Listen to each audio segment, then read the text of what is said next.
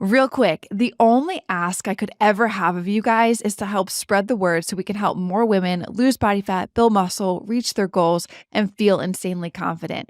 And the only way we can do that is if you rate, review, and share this podcast.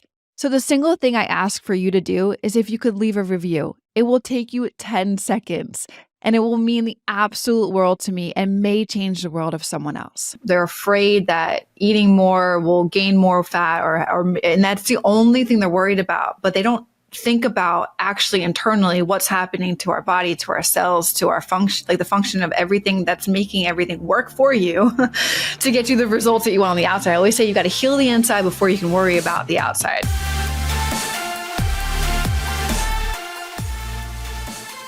What is going on, everybody? Welcome back to the Macro Hour. And today we are super excited to have a special guest on. Her name is Louise Digby, and I hope I'm pronouncing that last name right. You can correct me if I'm not. She is a registered nutritional therapist, and her team specializes in helping women reignite their spark and fully enjoy life through personalized nutrition and lifestyle strategies. So get ready, everybody listening in and tuning in today for a very insightful conversation on wellness, on all of the things vitality and reclaiming joy with the Louise Digby. Thank you for being here. Appreciate it. Thank you so much for having me. And you did get my surname correct. Amazing. Okay, good.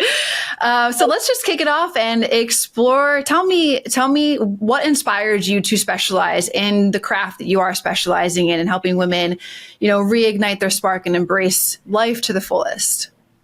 Well, I think when I first started practicing nutrition, I was working with everyone and anyone with all sorts of ailments and goals. And what I found was that for women, this life stage of perimenopause, menopause, and that transition was something that really threw them off track, even despite their best efforts and best intentions. And, it was an area where there's just so much conflicting information, so much noise. And, when you look like 10 years ago, it wasn't a trendy thing to be talking about, but now it's suddenly really trendy. And if anything, that makes it even worse because there's even more noise around it. And, celebrities are getting involved and talking about menopause and hormones, but not necessarily giving the best information.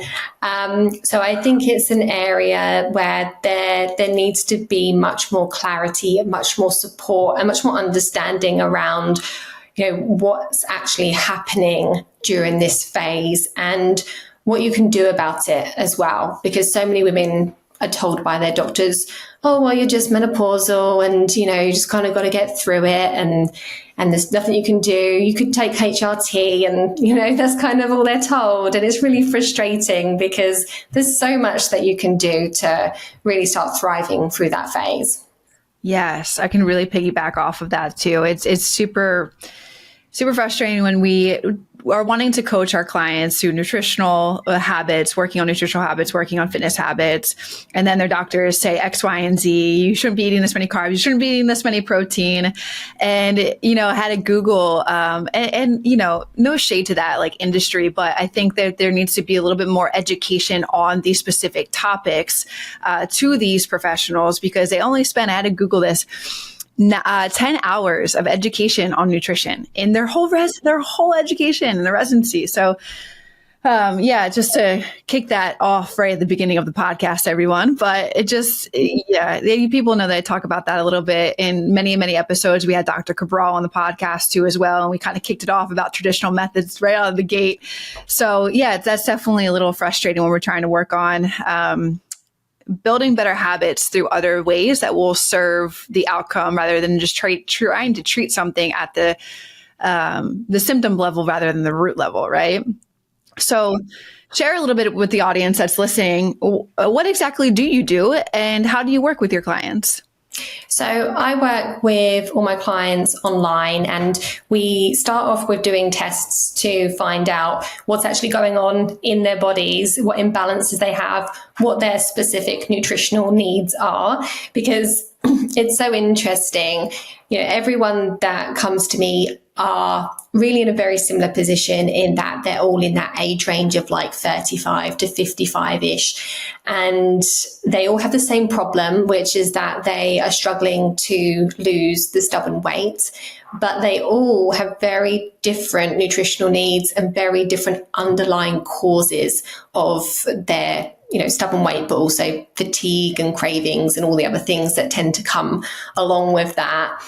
And, when you start looking into it, one person might need to work on their gut, and someone else might need to work on inflammation, and someone else might need to work on hormones and toxic load and so many different things. Some people need to work on all of those things.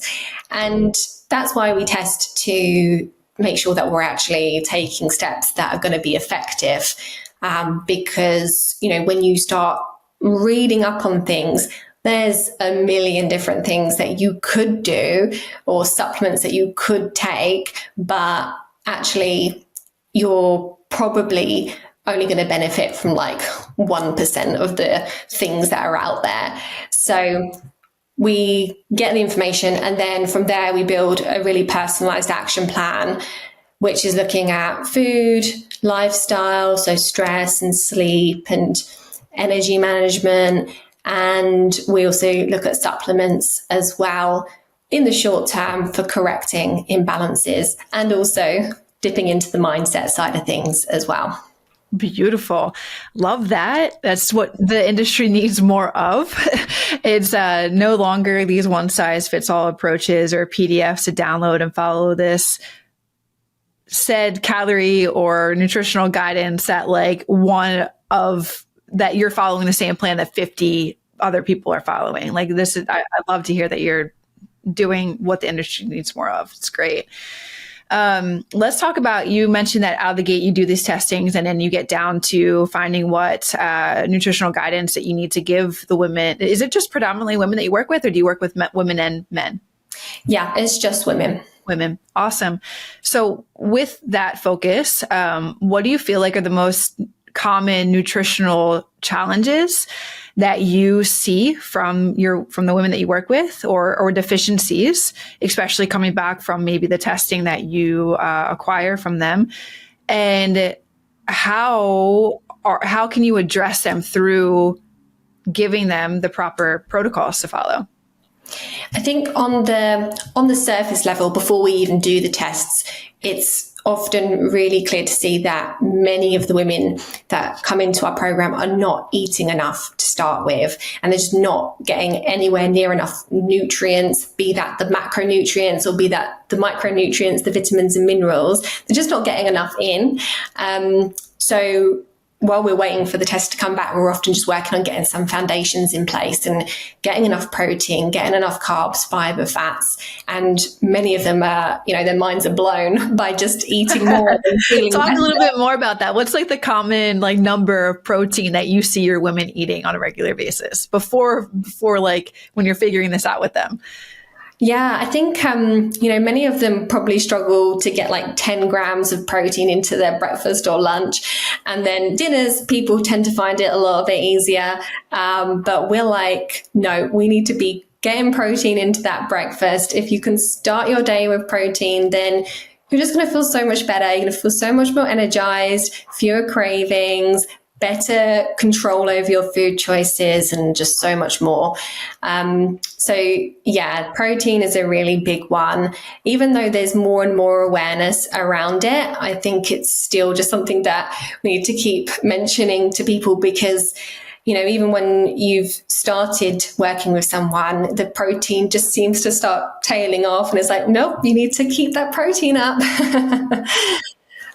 So yeah, that's a big one. And then once we've actually done the testing, there are some common themes that we see. So B vitamins are not necessarily deficient. Often they can be, but so often we see that people have a really high need for B vitamins. So they might be getting like a normal amount in the diet, but actually they need much more than a normal amount, because when you're under a lot of stress, like so many women are, if you're not sleeping properly, if your hormones are imbalanced, you need more B vitamins. So we really often see a high demand for B vitamins. We very often see a lack of antioxidants in the diet and an increased need for those as well. And vitamin D is just so often way too low. And the doctors have often tested it, but just told them that it's fine. But, what the doctors consider to be okay and what we consider to be optimal is very different. Why is that? We need to fix that. It's frustrating, isn't it? Because, the research shows that, a much higher vitamin D has so many benefits, from reducing the risk of cancers to improving immunity, reducing the risk of things like COVID, improving mental health, energy, hormone balance. I mean, the list goes on. And yet it is so often overlooked. Wow. Yeah, definitely need to work on that. You mentioned antioxidants there. How can they get that through dietary measures? So a good place to start is looking at really colorful fruits and vegetables. So the really rich colors. So deep blue, blueberries, dark green leafy vegetables, oranges, and the red berries as well. So all those lovely colors are a sign of antioxidants. And then you've also got things like flax seeds and beans, and they're a great source of antioxidants too. Herbs and spices. So getting those ideally fresh plant-based foods into the diet are going to get you a considerable amount of antioxidants. And there's also things like dark chocolate and coffee. They're great sources of antioxidants as well. Nice. I eat dark chocolate every night before I go to bed. Yeah, I do. Beautiful. Awesome. Couple follow-up questions there. You mentioned vitamin D, you mentioned the B vitamins, you mentioned antioxidants, right? So if someone isn't able to get this testing done, or they're still along their journey and they're not yet ready to jump into like a program or sign up with anybody that will do testing for them, what are some signals that somebody will know that they may be lacking in these areas? I think often the symptoms are quite non-specific, but if you're generally feeling like you're not 100%, if your energy is not as good as it could be, if you're getting lots of aches and pains, if you're finding that you're getting a lot of premenstrual symptoms, if you're trying to lose weight and it's not happening and you feel like you're doing all the right things, that is a top sign.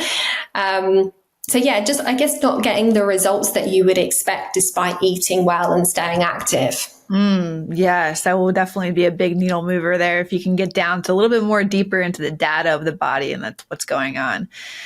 And then a second thing that I want to circle on a little bit more selfishly for myself, how would you encourage, I'm not a big vegetable eater, right? But you're mentioning a lot of fruits and vegetables have tons of good antioxidants in them, especially colorful ones. So how would you encourage somebody that may not be a vegetable eater to start eating vegetables?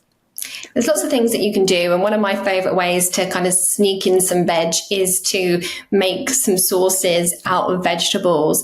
And you can really easily do this by, you can just boil up some veg and blend it up. Or if you're wanting a little bit more of a deeper flavor, you can roast some veg, like some onions, some garlic, carrots, celery, some squash, and roast them with some olive oil, blend it up, and then you've got a sauce that you can turn into a curry sauce, a bolognese sauce, a chili sauce by adding a few extra ingredients like tomatoes or spices or whatever, and then you've got a sauce that is just crammed full of veg.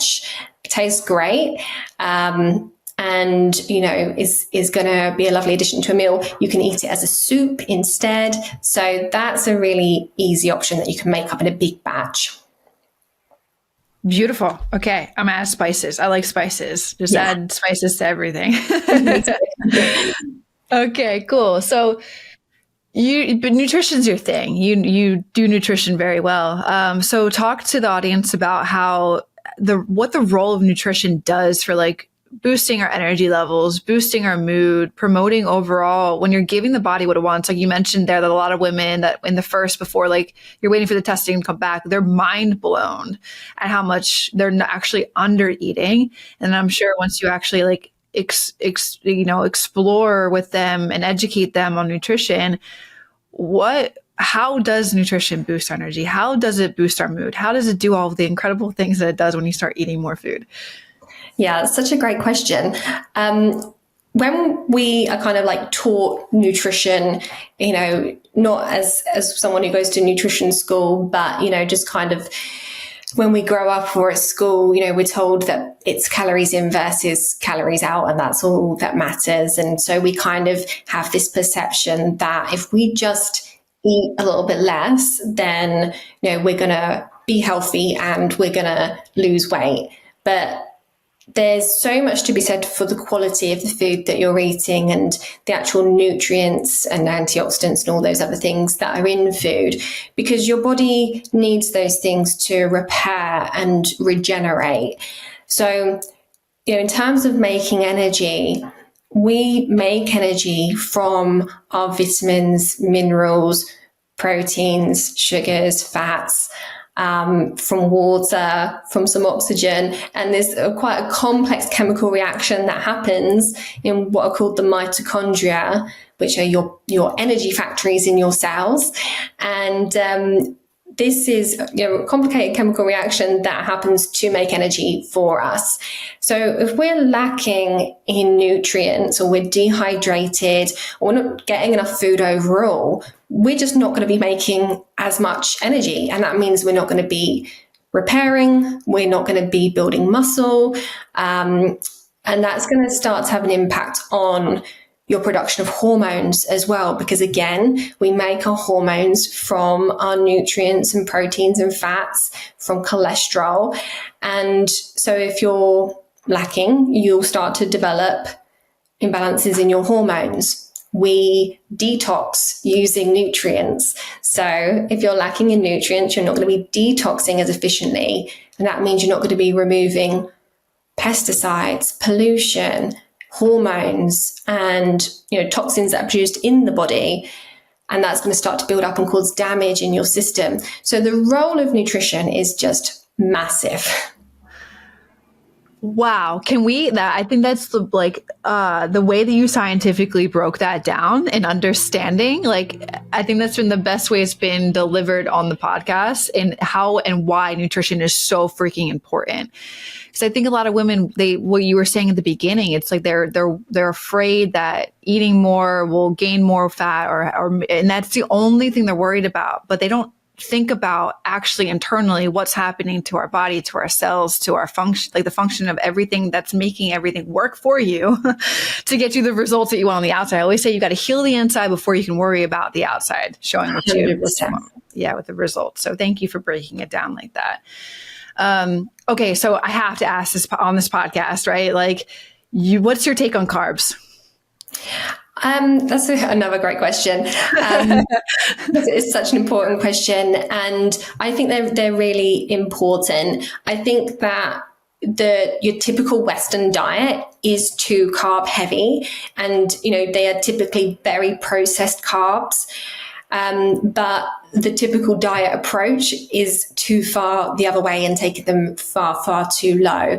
And, some people do really well on very low carb or keto. But what I typically find for women who are between 35 to 55, perimenopausal, menopausal, they need some carb to fuel their thyroids, to fuel their hypothalamus. Otherwise, your metabolism is going to slow down, and it can be a very stressful impact on your body and can actually inhibit your weight loss and your well-being.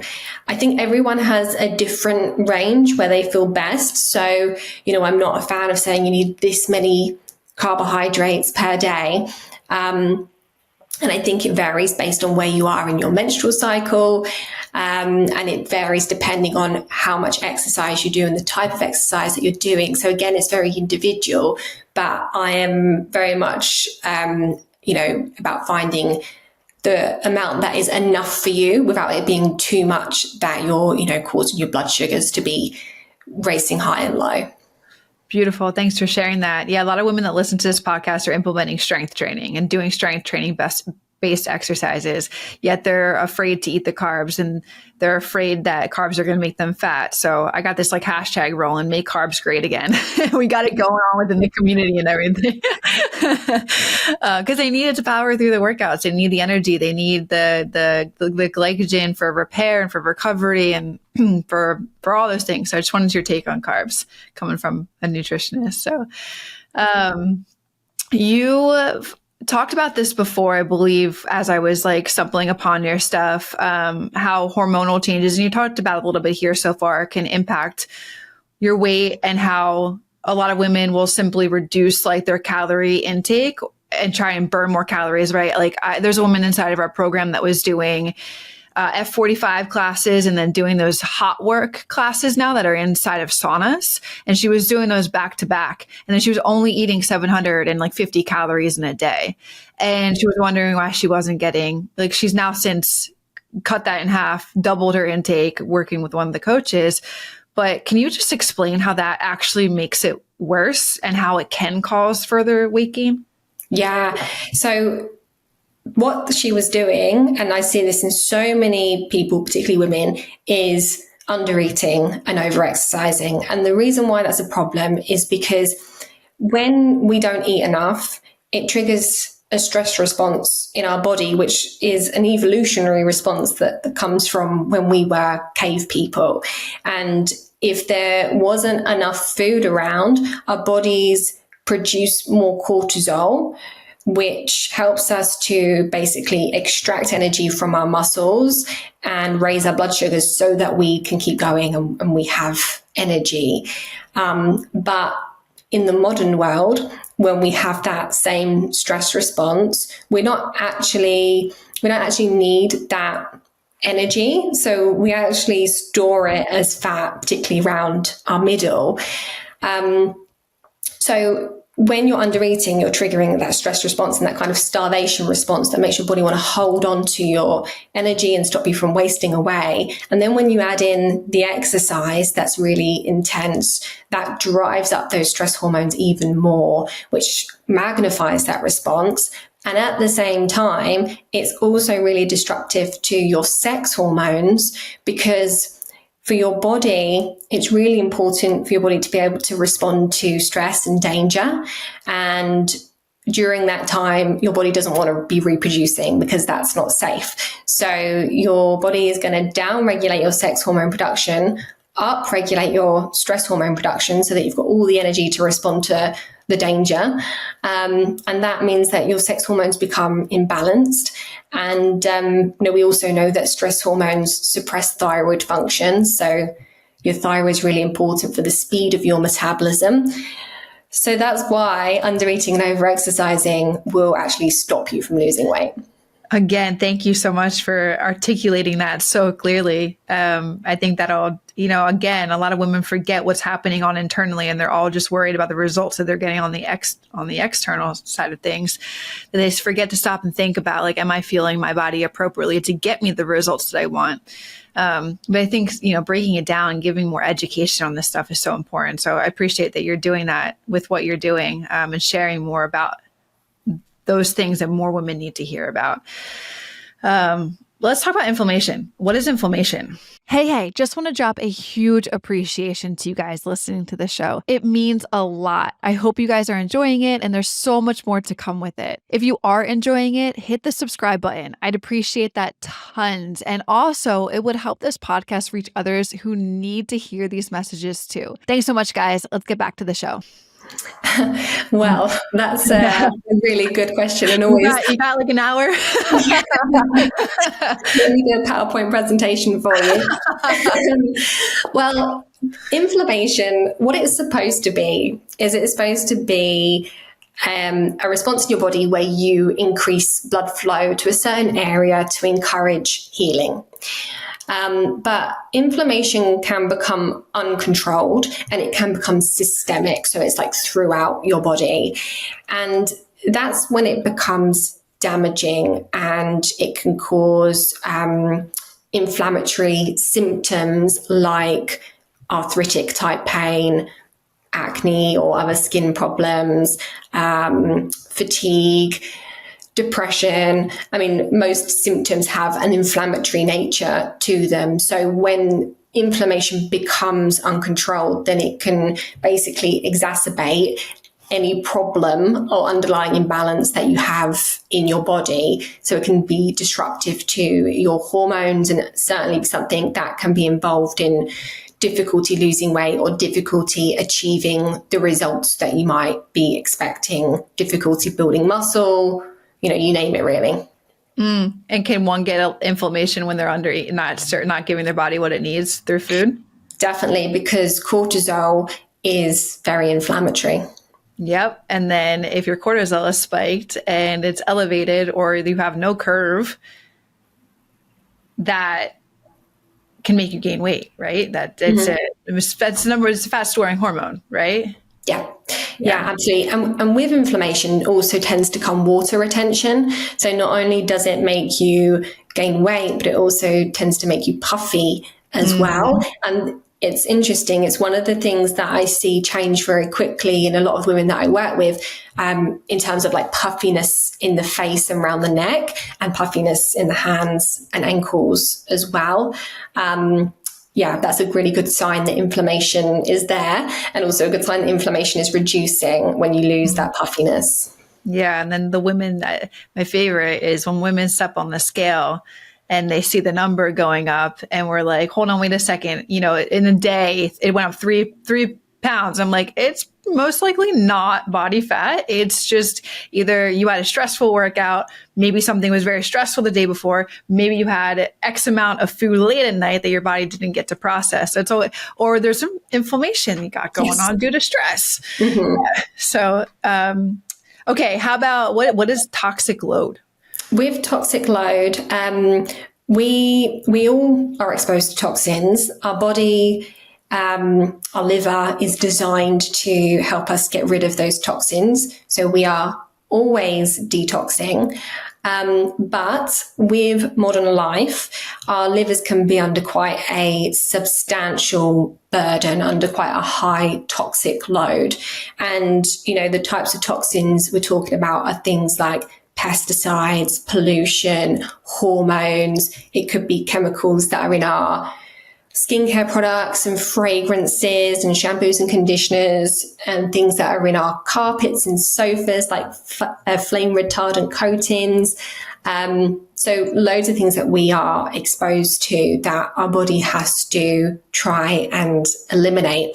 So our livers can be under substantial load, and that can make them sluggish at getting rid of those things, particularly if we have deficiencies, or if the liver's a little bit fatty or something like that, then we might not be eliminating those toxins very efficiently. Now, that's something that can inhibit your weight loss progress, because one of the very clever ways that your body can cope with that toxic load is by actually upregulating your fat storage, because we store toxins in our fat if we're not eliminating them.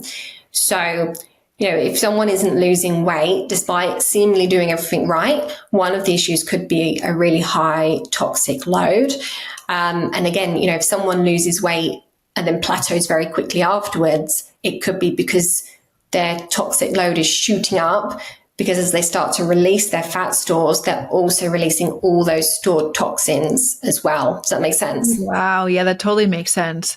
How would one know that they have toxic load? I think it's safe to assume that we all have quite a high toxic load. And if we're not taking steps to support our bodies through that by, looking at the things that we're exposed to, and, making sure we're well hydrated and we're moving our bodies and our guts are working properly. We're having a regular bowel movement every day, making sure that we're just eliminating properly and giving our body that opportunity to eliminate, as well as reducing exposure. If we're not doing those things, then the likelihood is that there's going to be some sort of toxic load present. But I think if you're someone who, when you start losing weight, you feel quite unwell, some people get like a bit of a almost like hangover type experience when they lose weight rapidly, and that can be because of suddenly quite a high toxic load.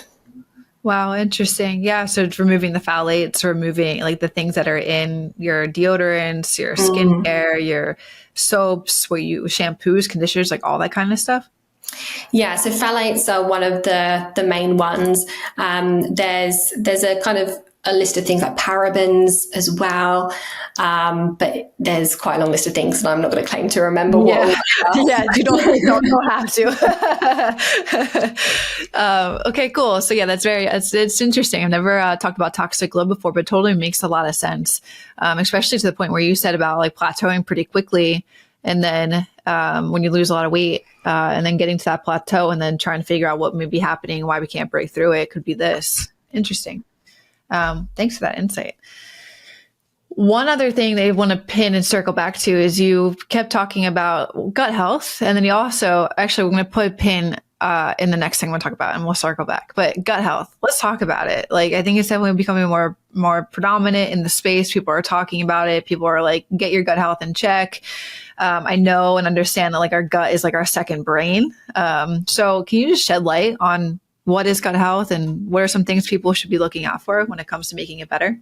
So when we're talking about gut health, what we're generally referring to is the population of the bacteria and the microorganisms in the gut. So talking about having enough beneficial bacteria and not too much of the less beneficial bacteria. But also about making sure that the gut lining is healthy, it's not inflamed. And also ensuring that we're actually digesting our food properly, breaking it down fully and absorbing it properly as well. And all of that's really important because it's all well and good eating a good diet, but if you're not actually digesting that and absorbing it, then what's the point? You're wasting a lot of effort, and a lot of nutrients are just kind of passing through. And then, your bacteria do a lot of that work for you. So having a healthy balance of bacteria in your gut is key because it helps particularly with breaking down the carbohydrates and the fibers. Some bacteria actually synthesize vitamins for us and short chain fatty acids, which are really good for us. So there's a lot of stuff happening in the gut. And we know that certain species of bacteria can cause inflammation by increasing our toxic load, and they can cause hormone imbalance by reactivating some of the hormones that we're trying to eliminate. Some of them increase the amount of sugar that we extract from our food, and so can result in us getting spikes from foods that we might not expect. Some of them will increase our appetite and our cravings. So having that healthy balance can actually make a world of difference to how we feel day to day. Awesome. How do we know if we're digesting things well? A really good way is to look at your stools and just see, is there any undigested food in the stool? Is it greasy? Does it float? If it's greasy and floating, then it's probably a sign that there's some undigested fat in there. If there's bits of food in there, then either you're not chewing properly or your gut isn't doing its job properly. I love when we talk about poop on the podcast. One of my favorite topics. That's awesome. A couple of things too. How about with digesting like immediately? Like you're like, gassy. Like, is that a good sign? Is that a bad sign? Like, how do we distinguish that? Like, I know a lot of people always say when I'm eating protein, I got the protein farts. Does that mean that like protein isn't good? Like it's not digested well? Or is it that they just haven't yet been able to adapt their body to eating protein? Like, what is that? It's totally normal to have flatulence. It's normal to be producing gas from the food that we eat. But when it is excessive or is very smelly, then it could be a sign that you're not digesting it as well, or it could be a sign that the balance of your bacteria isn't optimal for digesting that food. Our gut bacteria is really good at adapting to the food that we eat. So most often we can just change our diet and our guts will adapt to that.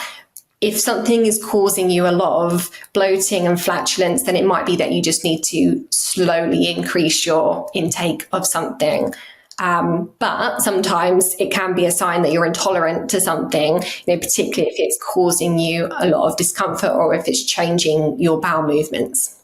These are some great, like immediate tips for people to pay attention to. How they're once they're digesting their foods, those tips you just shared, and then taking a look at their poop every morning. And then how would you say, like, let's go back to the poop talk. Okay. Real talk. Should you be pooping every day? Should you be pooping every other day? Should you be pooping 3 times? Like what's the normal cadence with that? So the general consensus is that 1 to 2 fully formed sort of solid bowel movements per day is what we should expect. Particularly if you're eating 2 to 3 times a day, you should probably be expecting to have at least 1 to 2 bowel movements per day. If you're someone who has a less regular eating routine and maybe eating 1 meal a day, then you might not expect to be having as many bowel movements. But we should be eliminating every day. Cool. Good. Okay. Check mark. Good there. All right. Awesome.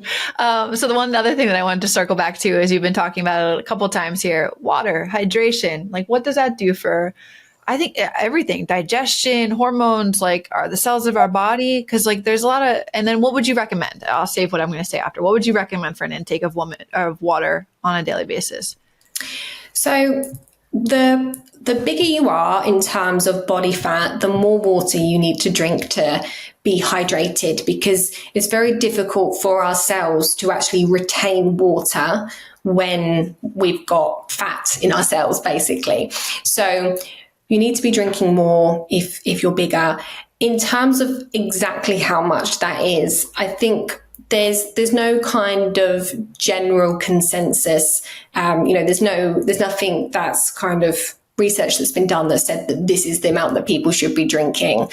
I think a general rule of thumb is that if your urine is, a very light yellow color, yes, then that is a good sign. Don't necessarily want it to be completely clear all the time, but we don't want it to be dark.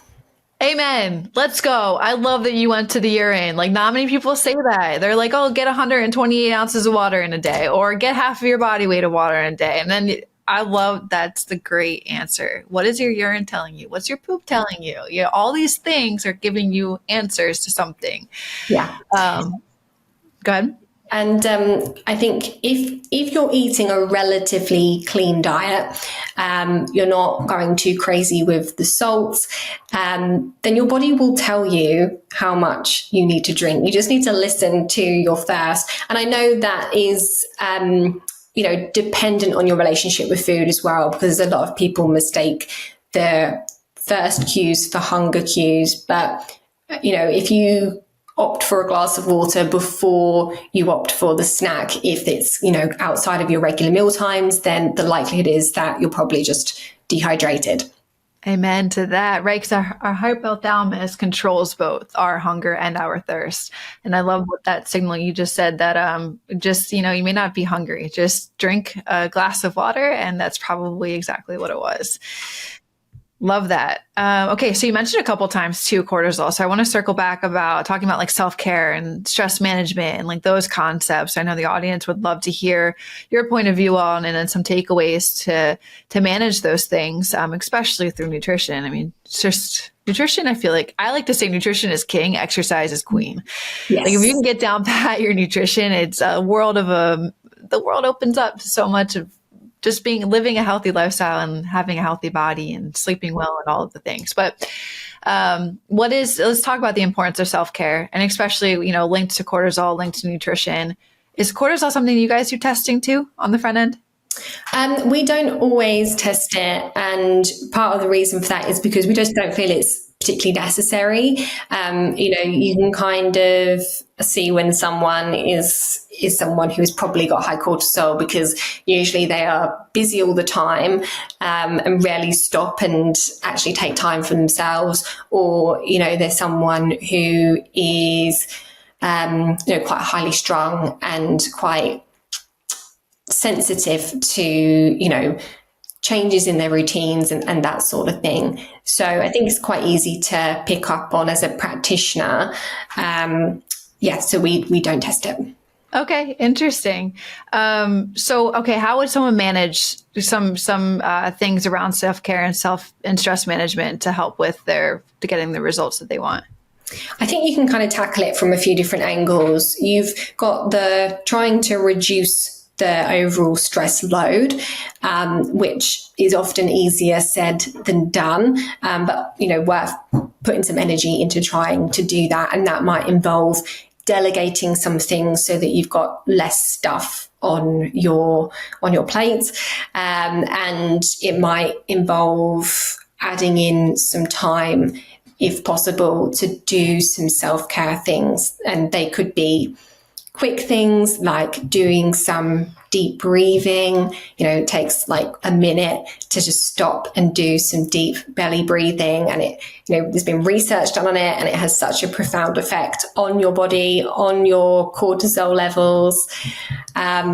Things like things that stimulate the vagus nerve. So it could be things like singing, humming, things like taking a cold shower, taking a cold shower. No, I'm just kidding. I know that helps. You would think it's counterproductive in that, but I know. I know, helps. Right? It sounds stressful, but the effect it has on your body, the constriction of your blood vessels, helps to stimulate that vagus nerve and the parasympathetic nervous system to put you into rest and digest rather than fight and flight mode, which most of us are in a lot of the time. Yeah.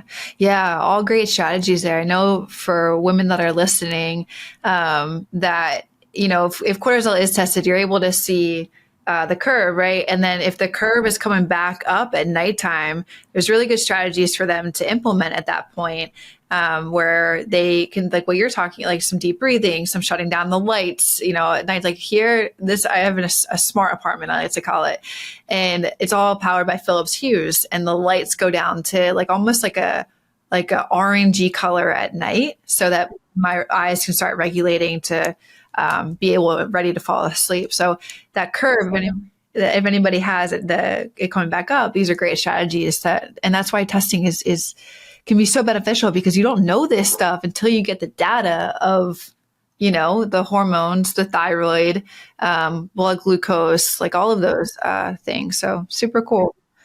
Well, as we start to wrap up here, am I missing anything that you want to share with the audience today? I don't think so. I think we've done a bit of a whirlwind tour of things that I usually talk about. So yeah, I think we've covered it. Amazing. Okay. One last question though, for the future of like holistic health and like your goals and what you're striving for, what's your vision and hoping that like this space kind of like gets a hold on a little bit more, and how we can empower more women to live fulfilling lives? What's your vision for it?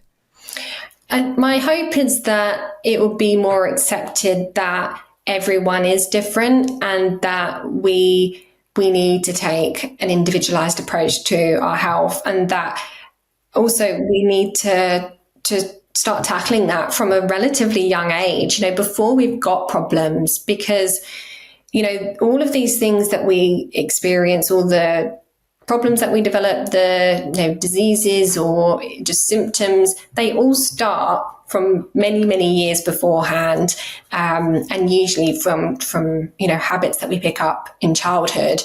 So if we can prevent, we're just going to save ourselves so much time, stress, money, you name it, really. I love all of that. And then actually one last question. Where can everybody find you? So you can find out more about what I do by searching on socials for @Louise Digby Nutrition, or you can find me on my website, louisedigbynutrition.com. And then I also have my own podcast, which is called The Thriving Metabolism. Amazing. Louise, thank you so much for being here. Again, we did go on kind of like a city tour of all the things that you are so insightful on. And I appreciate you sharing your insights and pouring into the listeners that are listening to this. A lot of valuable stuff to take away. So I'll have all of your, where they can search you and find you in the description below. But thank you for being here. I appreciate your time. Thank you so much for having me. It's been lovely. Of course. All right, listeners, we'll catch you in the next one. Peace out. Hey guys, real quick. If you're interested in taking your body to the next level, lose body fat, build more muscle, feel more confident, do it alongside one of our 30+ professional coaches. Work one-on-one with her to eliminate all of the guesswork that you may have. And all you need to do is just do the work that she tells you to do to get to those goals of yours. Now, to learn more, click the link below this podcast and apply to our VIP program right now.